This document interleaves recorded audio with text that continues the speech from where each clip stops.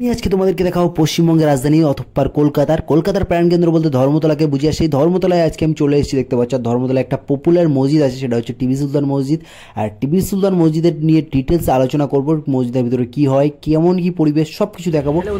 আপনাকে স্বাগতম। আর আজকের ব্লগটা তোমরা দেখতে চলেছো সম্রাট টিপু সুলতানের সঙ্গে নাম রেখে আমাদের কলকাতায় একটা বিখ্যাত মসজিদ আছে, যার বলা হতো ইসলামের একটা বড় একটা সাকসেসফুল সম্রাটগুলোর মধ্যে একজন হচ্ছে টিপু সুলতান। আর সেই টিপু সুলতানের সঙ্গে নাম রেখে কলকাতার চাঁদনীতে একদম সেন্ট্রাল কলকাতায় অবস্থিত টিপু সুলতান মসজিদ। আজকে তোমাদেরকে আমি টিপু সুলতান মসজিদ ঘুরে দেখাবো। তোমরা হয়তো কলকাতায় আসলে এই ভিউগুলো দেখেছো কোনো সময়, আমি তোমাদেরকে দেখাচ্ছি, দেখতে থাকো। আর টিপু সুলতান মসজিদের ভিতরে কী হয়, কীভাবে লোক নামাজ পড়ে, কীভাবে অজুখানা আছে, কী না আছে সব কিছু তোমাদেরকে জানিয়ে দিচ্ছি। এটা পুরো এই দেখো আমার পিছনে পুরো মসজিদের বারেন্ডা, এটা বারেন্ডা বলে আঙিনা যেটা বলা হয়, বারেন্ডা, এটা হচ্ছে বারেন্ডার ভিউ। আর আমি একদম বারেন্ডা থেকে ঢুকে পুরো মসজিদের মধ্যে চলে যাবো, গিয়ে দেখাবো তোমাদের। মেন মসজিদের মধ্যে ঢুকে গেছি। আর মসজিদ হচ্ছে একদম একটা নিরিবিলি শান্তিময় জায়গা, সেই জন্য অনেক মানুষ এসে এখানে রেস্ট করছে। দেখতে পাচ্ছ যারা চাঁদনি বা সেন্ট্রাল কলকাতার আশেপাশে কাজবাজ করে, তারা অনেকে এসে এখানে একটু দম ফেলে, মুখ হাত পা ধুয়ে ফ্রেশ হয়ে। আর দেখতে পাচ্ছ থাম্বাগুলো কত পুরনো আর্কিটেকচারগুলো করা। এটা হচ্ছে কেউ একা একা যখন প্রার্থনা করে ইসলাম ধর্মে, তখন এইভাবে তারা করে। আর যখন একা একা দাঁড়িয়ে নামাজ পড়ে তখন ওইভাবে নামাজ পড়ে দেখতে পাচ্ছিলে। আর যখন গ্রুপে সবাই একসঙ্গে নামাজ পড়ে প্রার্থনা করে, কীভাবে করে সেটা তোমাদেরকে দেখাবো আজকের।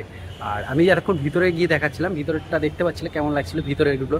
আমি বাইরের সাইডটা বারান্দা কত সুন্দর, এখানে একটা ঝাড়বাতি আছে, বাইরে একটা আলাদা খুব সুন্দর পরিবেশ, ভিতরটা আরও সুন্দর।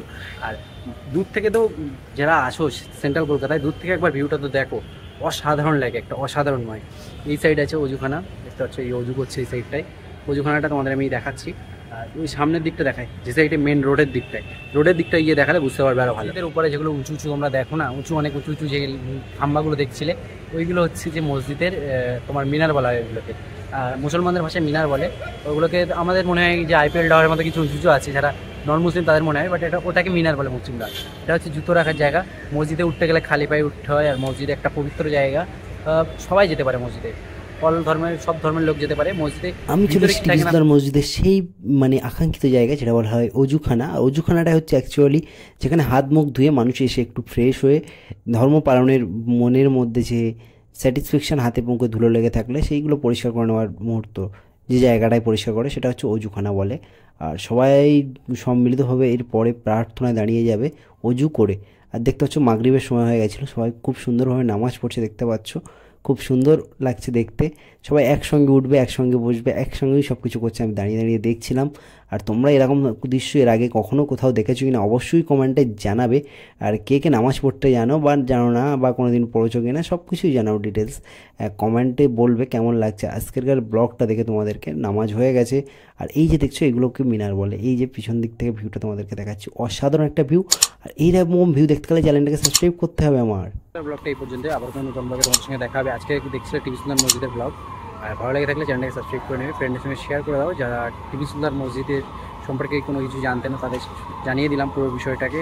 আর মসজিদ অ্যাকচুয়ালি কী জিনিস, কীভাবে নামাজ পড়ে, সব কিছুই দেখালাম আজকে যারা ব্লগে। তোমাদের কেমন লেগেছে অবশ্যই কমেন্টে জানাবে, ফ্রেন্ডের সঙ্গে শেয়ার করে দাও, চ্যানেলটাকে সাবস্ক্রাইব করে নাও। বাই অ্যান্ড টেক কেয়ার, সবাই ভালো থাকবে, সুস্থ থাকবে।